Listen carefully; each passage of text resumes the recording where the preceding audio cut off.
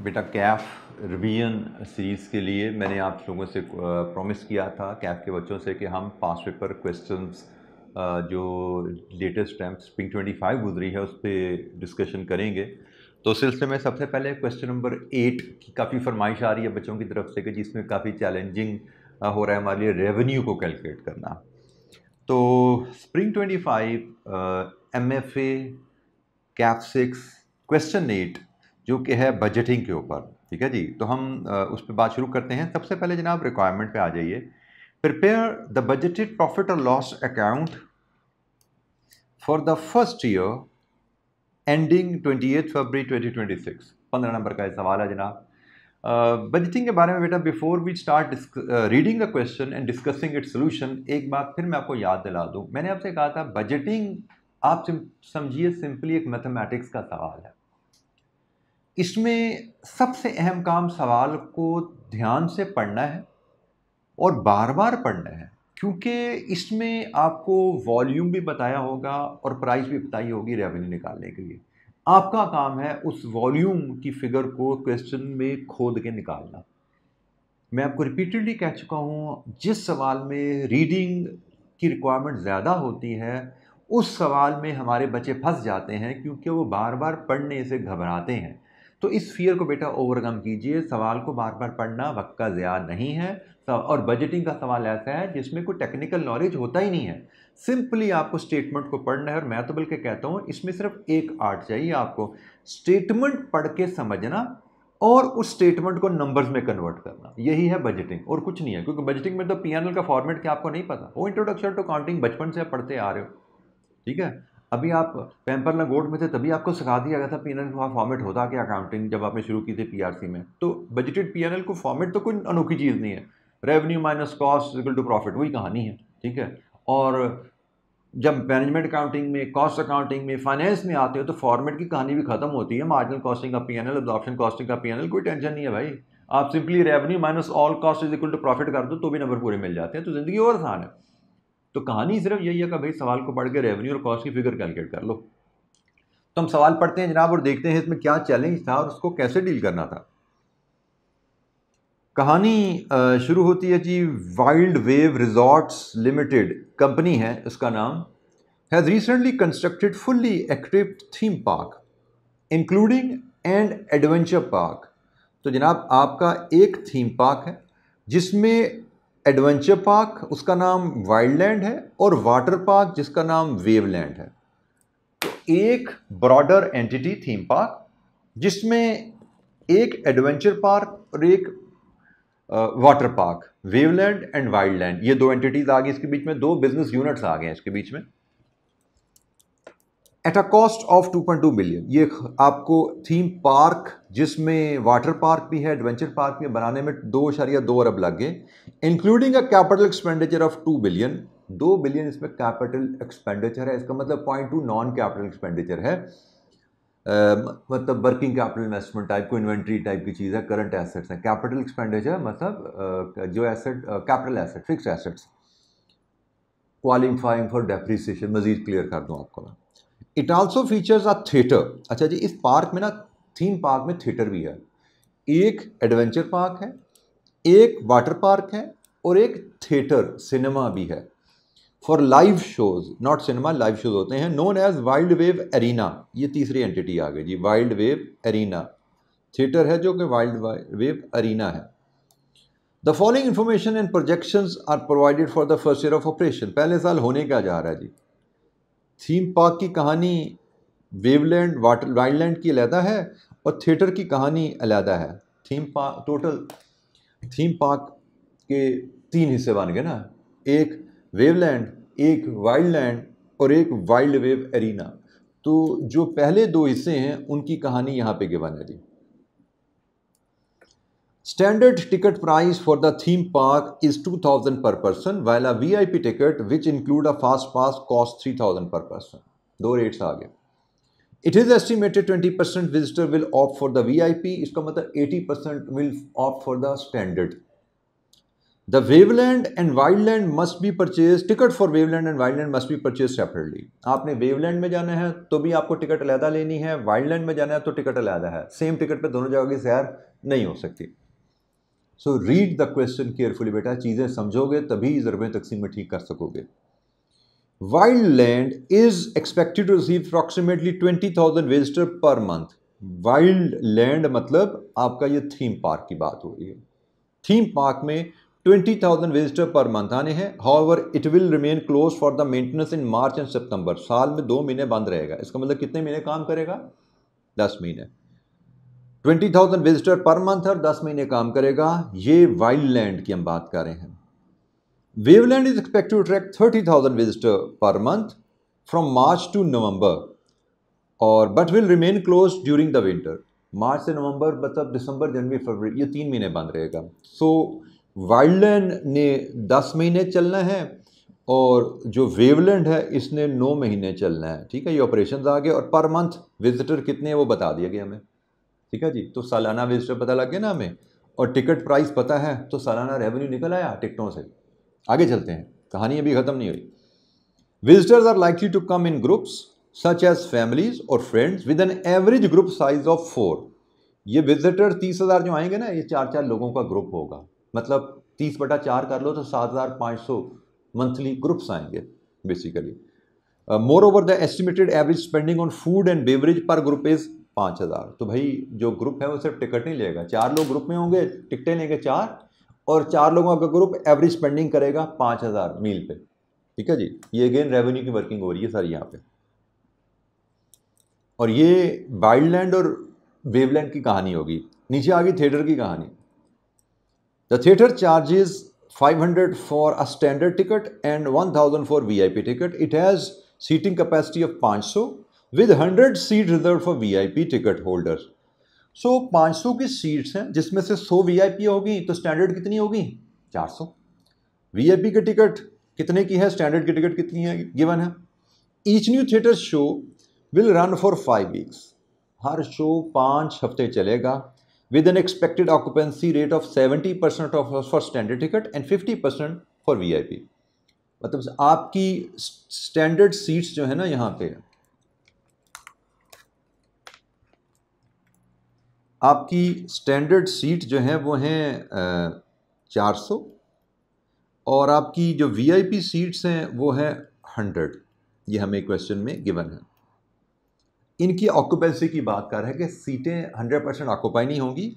Standard seat 70% occupy हुआ करेंगी और वीआईपी सीट 50% हर शो में ऑक्यूपाई हुआ करेंगी। मतलब 100 सीटों पे 50 विजिटर बैठेंगे और 400 सीटों पे 280 विजिटर बैठा करेंगे हर शो में। 120 सीटें खाली हुआ करेंगी स्टैंडर्ड। ये कहानी आ गई। इससे आपको रेवेन्यू का पता लग गया। खाली का मतलब विजिटर आए नहीं, टिकटें बिकी नहीं। तो हर शो में 280 टिकटें स्टैंडर्ड की बिका करेंगी और 50 टिकटें वीआईपी की बिका करेंगी। ये इंफॉर्मेशन ऐसे इंटरप्रेट कर लें आप। On weekdays there will be 2 shows per day, while on weekend Saturday and Sunday 3 shows per day. इसका मतलब एक वीक में 5 जो नॉर्मल दिन हैं इंटू 2 और 2 वीकेंड्स हैं इंटू 3, 10 जमा 6, एक वीक में 16 शोज होंगे। ये यहाँ से पता लग रहा है हमें। और हर शो में कितने बच्चे बैठने हैं, कितने विजिटर बैठने हैं वो पता लग रहा है हमें। रेवेन्यू यहाँ से निकल रहा है भाई। The theatre will operate for 40 weeks. और ये टोटल कितने वीक्स चलनी है per year after taking into account closure during the Ramzan, Muharram and maintenance period. The average spending per theatre visitor on food and beverage is expected to be 300। ये ऊपर average spending on food and beverage per group था 5,000। यहाँ पे average spending theatre per visitor है, per theatre visitor है। ठीक है जी, 300 रुपये है।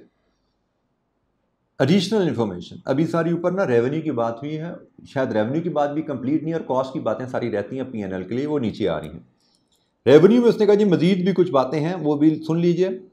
ऊपर उसने टिकट और फूड एंड बेवरेज की बात की है, वेवलैंड वाइल्डलैंड में भी और एरिना में भी। टिकट्स का रेवेन्यू कितना होगा और फूड का रेवेन्यू कितना होगा, उसका डाटा ऊपर आ गया। Additional related revenue related, approximately 35% of all visitors of wild wave resorts including those attending the theatre, सारे विजिटर जो वाइल्ड अरीना में आए, वाइल्ड लैंड में आए, वेवलैंड में आए और अरीना में आए, हर including theatre are expected to purchase merchandise such as souvenir, T shirts and toys with an average spending of 1000 per visitor. ये भी स्पेंडिंग करेंगे भाई, यहां से भी रेवेन्यू आएगा। तो रेवेन्यू के सोर्सेज 3 हो गए, टिकट, फूड एंड ये आपकी मर्चेंडाइज, सोवेनियर एटसेट्रा। ये रेवेन्यू की कहानी होगी। इसके बाद आ जाए कॉस्ट की कहानी। The direct cost of food and beverage is estimated to be 50% of rated revenue, revenue का 50% food cost, while the cost of merchandise is projected at 60% of revenue। ठीक है जी, मर्चेंडाइज का cost 60% of revenue.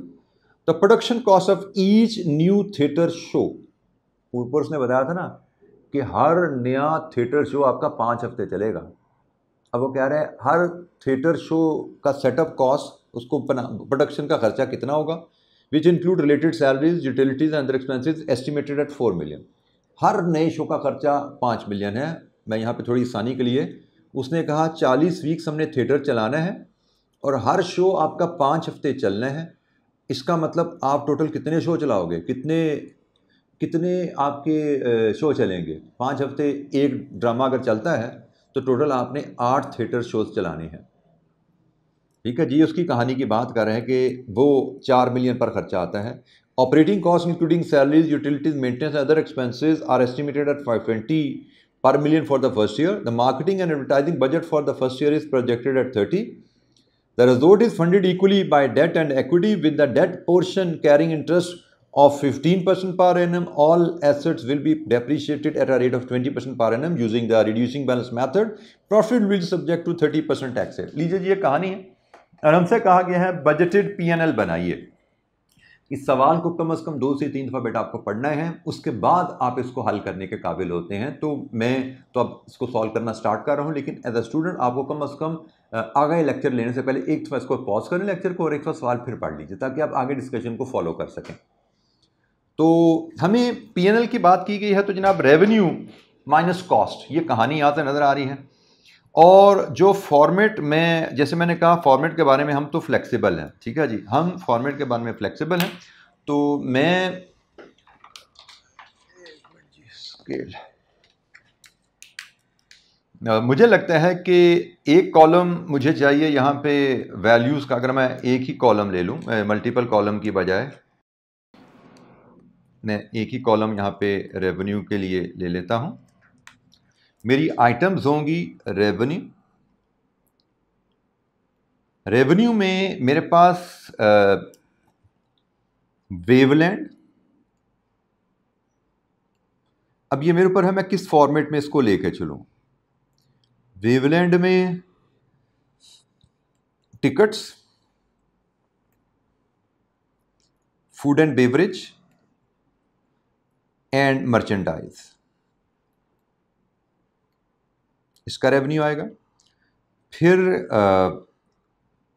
Wild land,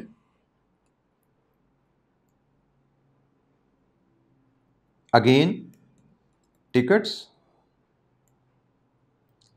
food and beverage and merchandise, ये revenue आ गया। इसके बाद इसमें से लेस करेंगे हम cost of sales. Cost of sales में अगेन सॉरी, हमारा एरिना तो रह गया भाई, हमारा एरिना तो रह गया, थिएटर जो हमारा है एरिना। तीसरा हमारा सोर्स ऑफ रेवेन्यू, इसमें भी again tickets, food and beverage and merchandise. अब मैं चाहूं तो यहां पे सिर्फ 3 हेडिंग लिखूं, वेवलैंड, वाइल्डलैंड, एरिना, और वर्किंग में जाकर इसको इकट्ठा कर लूं, या चाहूं तो मैं अलहदा-अलहदा जैसे मैंने यहाँ पे हेडिंग्स बना दी, सब हेडिंग बना दी, तो दोनों सूरतें एक्सेप्टेबल हैं। ये फॉर्मेट पे तो हम आपको पता है फ्लेक्सिबल होते हैं। अच्छा जी, इसके बाद हम कॉस्ट ऑफ सेल में आ जाएंगे। कॉस्ट ऑफ सेल्स भी हम इसी अंदाज में लेते हैं। टिकट्स की तो अलहदा से कॉस्ट हमें कोई नहीं बताएगी, हमें तो food and beverage and merchandise की कॉस्ट बताएगी है। तो cost Waveland, food and beverage and merchandise. Wild land, food and beverage and merchandise. बल्कि हम एक काम कर सकते हैं, कॉस्ट ऑफ सेल्स हम इकट्ठा कर सकते हैं। मैं अलग-अलग क्यों करता हूँ, इसको मैं इकट्ठा कर सकते हैं, वो रेशो तो सबकी सेम है। वो वेवलैंड का है, वाइल्ड लैंड का या थिएटर का है, फूड एंड बेवरेज की कॉस्ट और मर्चेंडाइज की कॉस्ट सेम है, तो मैं इनको इकट्ठा कर लूँगा यहाँ पे।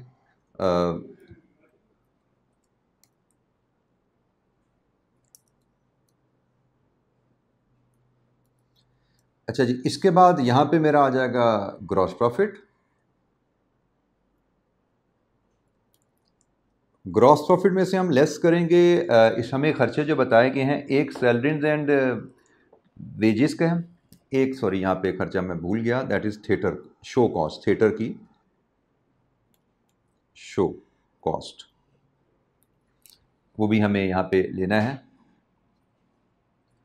अच्छा जी, अब हमारा रह गया ऑपरेटिंग कॉस्ट, इसमें से लेस करेंगे मज़ीद operating cost and marketing and advertisement.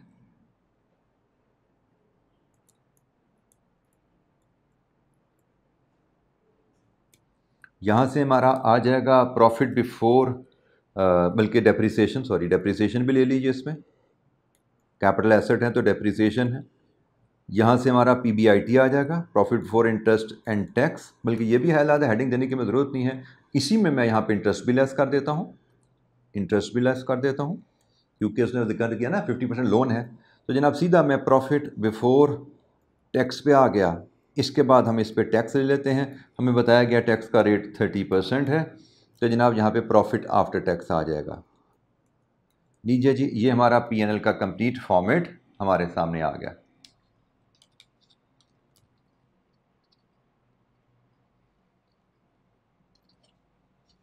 अच्छा जी, कुछ चीज़ें जैसे मैंने आपको सवाल कराते हुए भी बताया था कि जो चीज़ें आसान हैं उनको पहले डाल दीजिए। जैसे उसने ऑपरेटिंग कॉस्ट के बारे में मुझे क्लियरली आसानी से बताया, वह है कॉस्ट रिलेटेड इन्फॉर्मेशन में ऑपरेटिंग कॉस्ट जो हमारी होगी वो 520 मिलियन होगी, तो हम रुपीज़ इन मिलियन ही लेके चलते हैं। 520 मिलियन मुझे ऑपरेटिंग कॉस्ट बताई गई है, तो ऑपरेटिंग कॉस्ट 520 मिलियन मैंने ले ली। फिर मुझे मार्केटिंग एंड एडवर्टीजमेंट के बारे में बताया गया है कि वो फर्स्ट ईयर में जो होगी वो 30 मिलियन होगी, तो मैं 30 मिलियन की ये कॉस्ट भी ले लेता हूँ। वैल्यूज जब मिलियन में हो तो 2 डेसिमल तक ने जनरल गाइडलाइन आपको बताया हम लेते हैं। डेप्रीसिएशन के बारे में उसने मुझे कहा है कि हमारे जो 2 बिलियन के एसेट हैं, 2 बिलियन का मतलब 2 बिलियन का मतलब कितना, 2000 मिलियन हो गया, 2000 मिलियन के एसेट हैं और इन पे डेप्रीसिएशन का रेट है हमारा जनाब कितने परसेंट, एसेट विल बी डेप्रीशिएटेड 20%, 20% इन पे डेप्रीसिएशन लगा लें। लीजिए जनाब, ये आपकी यहाँ पे डेप्रीसिएशन आ गई 400। फिर हमें मजीद कहा गया है हमारी इन्वेस्टमेंट 2.2 बिलियन की थी, उसमें से 50% डेट है। 2.2 बिलियन की इन्वेस्टमेंट थी जिसमें से 50% हमने डेट लिया है, और डेट का उसने रेट हमें क्या दिया हुआ है भाई, लोन का रेट हमें क्या बताया हुआ है, finance cost is 15% per annum.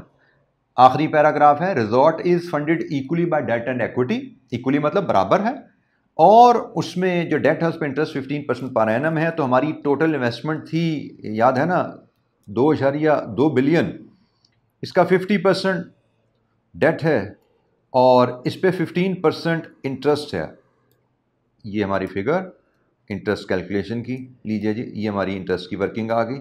ये बनता है जी 1100 का 15%, इट कम्स टू 165 मिलियन,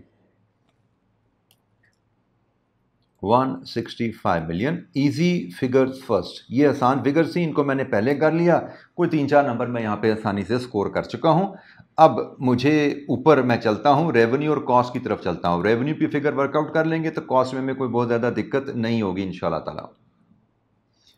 अच्छा जी, रेवेन्यू की बात शुरू करते हैं। सबसे पहले टिकट्स पे आ जाइए।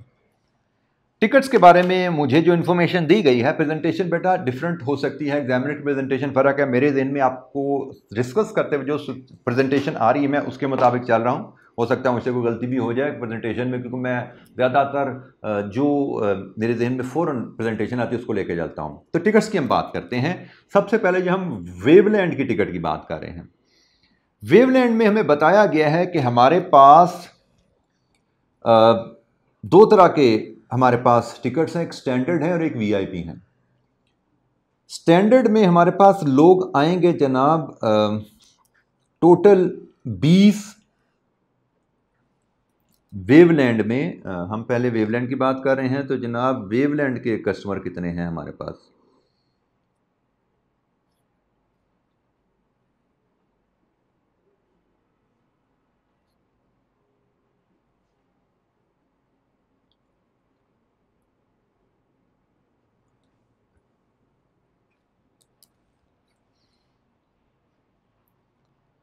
वाइल्ड लैंड में 20,000 हैं पर मंथ और वेवलैंड में है 30,000 कस्टमर। अब देखिए जनाब, वेवलैंड में 30,000 कस्टमर पर मंथ हैं, लेकिन इसमें से कुछ स्टैंडर्ड हैं और कुछ हमारे पास वीआईपी हैं।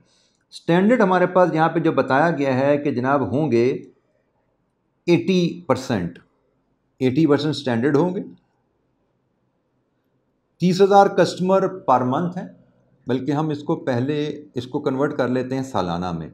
30,000 कस्टमर पर मंथ हैं और वेवलैंड ने चलने हैं 10 महीने, जैसे हमने डिस्कस किया था, और इसका 80% स्टैंडर्ड होंगे और ये पे करेंगे हमें 2,000 पर ticket.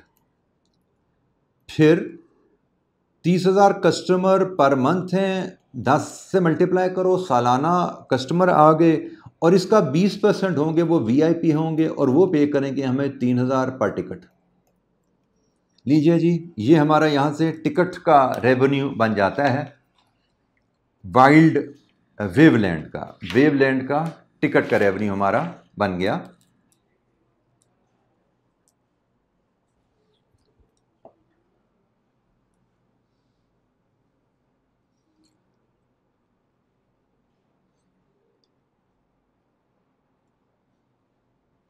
$594 million rupees in million में हम ये वर्किंग कर रहे हैं, ठीक है जी। फूड एंड बेवरेज के बारे में कहा गया है कि हमारे ये जो लोग हो गए ना, टोटल विजिटर कितने हैं? टोटल विजिटर 30,000 इंटू 10, ये हमारे टोटल विजिटर हैं।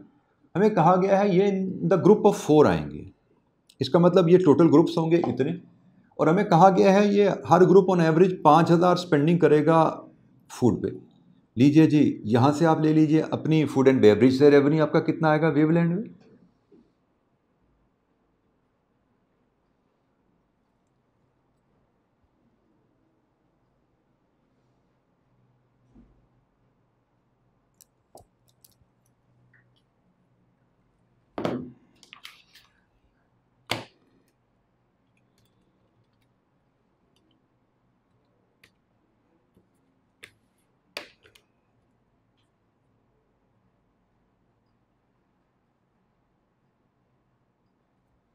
सॉरी जी, माय मिस्टेक, वेवलैंड मैं थोड़ी सी मुझसे गलती होगी क्वेश्चन को, इसलिए आप कहा ना बार बार पढ़ना है, और मैं क्वेश्चन को बार बार रेफ़र नहीं कर रहा। हमने यहाँ पे देखा था कि वाइल्ड लैंड में 10 मंथ है और वेवलैंड में 9 मंथ है, ठीक है। वेवलैंड में हमारे 9 मंथ के ऑपरेशन है, तो ये मुझसे एक आंसर बनाने में एक छोटी सी गलती होगी। मैंने यहाँ पे 10 लिख दिया, ये 9 है यहाँ पे, दिस इज़ 9। मेरी कैलकुलेशन मेरी ठीक है, क्योंकि मैंने कैलकुलेशन खुद परफॉर्म नहीं कर रहा था, मैं आई कैप का सोल्यूशन उठा रहा था, वहाँ से आंसर उठा रहा था, लेकिन मुझसे ये यहाँ पे गलती होगी, ठीक है। वेवलैंड ने 9 मंथ चलने हैं, वाइल्ड लैंड ने 10 महीने चलने हैं। ये बेटा ध्यान से क्वेश्चन को पढ़ते हुए, मैंने इसीलिए क्वेश्चन पेपर जो कि मेरे सामने नहीं था, लेकिन अदरवाइज़ आपने देखा था क्वेश्चन को पढ़ते हुए मैं नोट्स बनाता जा रहा था, और नोट्स बनाते हुए मैंने यहाँ पे ये लिख दिया था, ये भाई ये 9 मंथ है, ये 10 मंथ है वाइल्ड लैंड, और वेवलैंड जो है वहाँ पे 9 मंथ है, ये मैंने यहाँ पे लिख दिया था। और मैं चूँकि क्वेश्चन पेपर दोबारा नहीं देख रहा था कंप्यूटर पे होने की वजह से, तो ये मुझसे कमीशन थोड़ी सी लिखने में गलती थोड़ी सी हो गई थी, ठीक है। तो ये जनाब होगी कहानी फूड एंड बेवरेज की भी। इसके बाद मर्चेंडाइज पे आ जाइए। तो मर्चेंडाइज में हमें उसने कहा है कि ऑन एवरेज आपके जो 35% विजिटर हैं, टोटल विजिटर्स कितने हुए 30,000 इंटू 9, इनका 35%, ऑन एवरेज 1,000 रुपया स्पेंडिंग करेंगे मर्चेंडाइज पे। ये वेवलैंड की कहानी है। तो वेवलैंड में जो मर्चेंडाइज स्पेंडिंग आएगी यहाँ पे, सॉरी, इसका टोटल है 337.5 मिलियन और यहाँ पे टोटल है जी 94.5 मिलियन। ये रेवेन्यू हमारा वेवलैंड का आ गया। अब हम सिमिलर वाइल्डलैंड के रेवेन्यू पर चलें। बिल्कुल सिमिलर वर्किंग है। वाइल्डलैंड में उसने कहा जी आपका मंथली 20,000 विजिटर है और वाइल्डलैंड ने साल में 10 महीने चलना है और यहाँ पे भी 80% स्टैंडर्ड कस्टमर होगा जिसकी टिकट 2,000 की है और 20,000 मंथली कस्टमर इंटू 10 सालाना customer into 20% VIP customer into 3,000, ये VIP कस्टमर की टिकट साइज है। तो लीजिए जी, यहाँ से हमें इसका रेवेन्यू टिकट से, वेवलैंड से टिकट का रेवेन्यू मिल जाता है। It is 440 million. Food and beverage same कहानी। उसने कहा जी आपके जो टोटल विजिटर आएंगे 20,000 इंटू 10 साल में, ये इन द ग्रुप ऑफ 4 होंगे और एक ग्रुप की स्पेंडिंग 5,000 होने वाली है। सेम कहानी जो वेवलैंड में थी। तो फूड एंड बेवरेज से सेल जो आपको मिलनी है वाइल्डलैंड में वो 250 मिलियन है। सोविनियर की कहानी भी सेम है कि जी टोटल विजिटर जो आपके पास साल में आएंगे उसका 35% आपसे ऑन एवरेज 1,000 की स्पेंडिंग करेंगे। लीजिए जी, यहां से आपको मर्चेंडाइज की सेल मिल गई 70 मिलियन। लीजिए जी, सेल की कहानी पूरी होगी वाइल्डलैंड की भी। अब आ जाइए टिकट्स के ऊपर। थिएटर की टिकट, थिएटर पे हमें बताया गया है कि मैंने जैसे आपके सामने कैलकुलेट किया था 16 शोज़, ये मैं एक वर्किंग का रेफरेंस दे रहा हूँ जो मैंने आपके सामने कैलकुलेट किया था। आपको याद है मैंने कहा था जी, उसने लिखा हुआ है 2 शोज़ वीकडेज में होंगे और 3 शोज़ वीकेंड पे होंगे। तो 5 दिन वीकडेज के, 2 दिन वीकडेज के, 10 और ये 6, हमारे 16 शो एक वीक में चलने हैं। और बाय द वे इसको मैं मज़ीद एक्सटेंड कर दूं, उसने में कहा है साल में 40 हफ्ते हैं, इसका मतलब टोटल आपके शोज़ जो चलेंगे वो 640 शोज़ चलेंगे। टोटल साल में शोज़ चलने आपके 640। ठीक हो गया जी। तो जनाब 640 शोज़ हैं। अब हम इसके हिसाब से वर्किंग करते हैं। हमें बताया गया है कि हर शो में 400 इंटू 70% स्टैंडर्ड टिकट होती है प्लस 100 इंटू 50% VIP टिकट होती है, तो 1,000 की होती है। एक शो में बेटा 400 सीटें स्टैंडर्ड हैं जिनकी ऑक्यूपेंसी 70% रहती है और उसकी टिकट 500 है। 100 सीटें VIP हैं जिसकी ऑक्यूपेंसी 50% रहती है और जिसकी टिकट 1,000 है। ये एक शो का रेवेन्यू है और हमारे टोटल शो साल में कितने होने हैं 640। ये मैंने अभी वर्किंग से आपके सामने कैलकुलेट करके शेयर किया। तो जनाब यहाँ से रेवेन्यू मैं एक बार कैलकुलेट करके देख लूँ कि मैंने फैक्टर जो हैं वो ठीक बनाए हैं।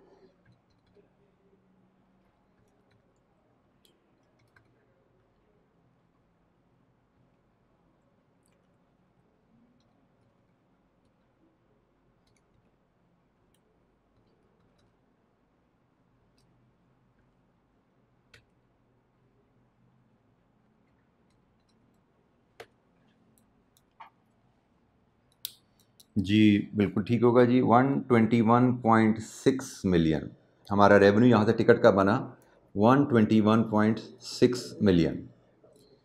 फूड एंड बेवरेज के बारे में कहा गया जी हमारे पास जो विजिटर आएंगे, विजिटर्स का पर विजिटर हमें 300 रुपये वो फूड एंड बेवरेज पे खर्चेंगे। तो हमारे विजिटर कितने होंगे भाई, एक शो के विजिटर 400 ज़रब 70%, 100 ज़रब 50%, ये एक शो के विजिटर हैं। इनको ज़रब दे दें 640 से तो ये टोटल विजिटर हो गए। इनको ज़रब दे दें 300 से तो ये हमारा फूड एंड बेवरेज का रेवेन्यू आ जाएगा। मैं ये भी कैलकुलेशन अपने पास इंश्योर कर लेता हूँ कि हम ठीक कर रहे हैं।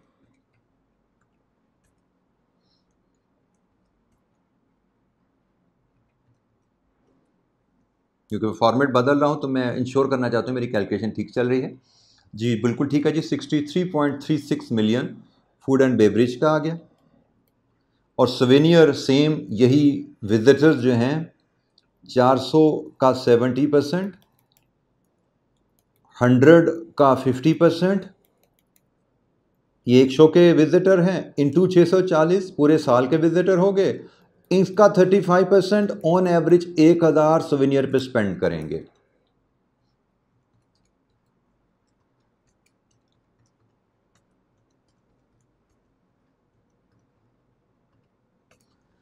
लीजिए जी, ये बन गया 73.92 मिलियन। 73.92 मिलियन लीजिए जी, ये हमारा रेवेन्यू हो गया कंप्लीट।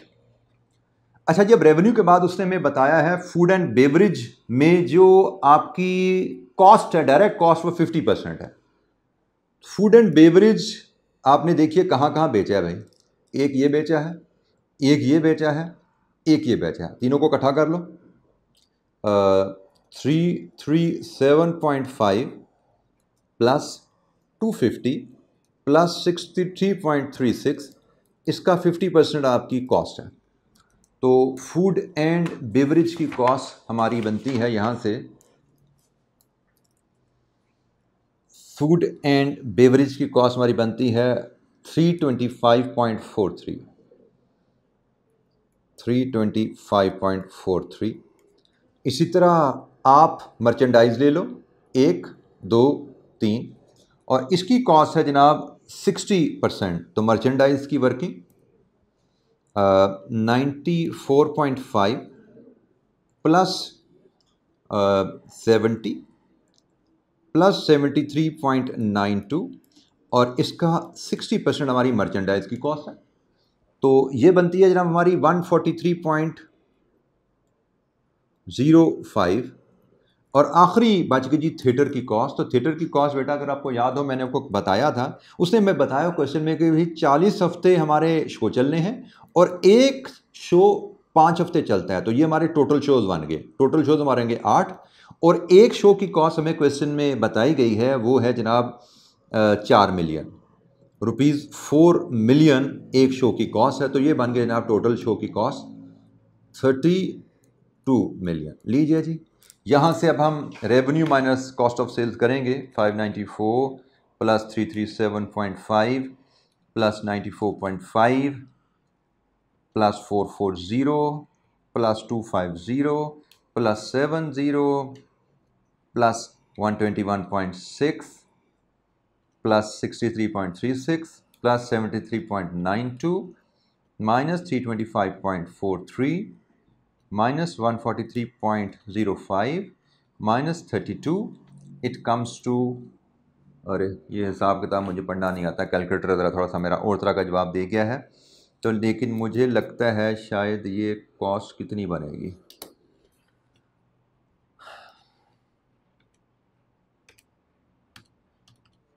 ये कैलकुलेटर की ज़बान मुश्किल है जी, ये ज़बान मुझे समझ नहीं आ रही। एनीवेज जी, हमें कोई दिक्कत नहीं है, इसको सम करना है जी। यहाँ पे आपने इसमें से ये सारी कॉस्ट सम करेंगे तो प्रॉफिट बिफोर टैक्स मैं यहाँ पे फिगर उठाता हूँ, ये आता है जी 429.4, गालिबन राउंडिंग ऑफ का डिफरेंस हो तो हो 429.40, ये आपका प्रॉफिट बिफोर टैक्स आता है।